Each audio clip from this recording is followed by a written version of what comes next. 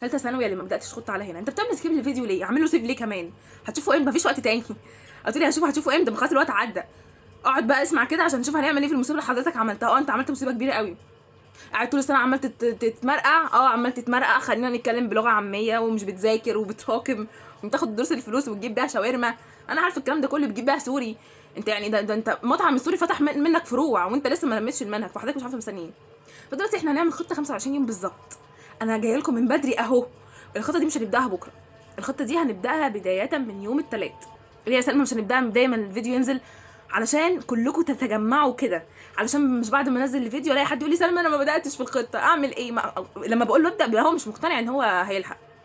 فانا سايبه لكم كام يوم كده اهو تتشاوروا مع اصحابكم، قولوا لبعضكم ان سلمى عامله معسكر 25 يوم هلم المنهج تاني. بس طبعا هيكون مضغوط، يعني انت متخيل هعمل لك منهج ثانويه عامه كله في 25 يوم؟ مثلا سقف توقعاتك ما يزيدش ان انا احط لك ربع محاضره في اليوم. واعملوا لايك للفيديو علشان يتشاف، عشان انا مش هعيد المعسكر تاني.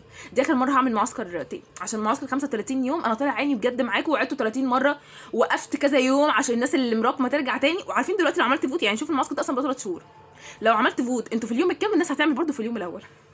انتوا مصممين، انتوا متارجتين اليوم الاول، ماذا بعد اليوم الاول انتوا ما تعرفوش.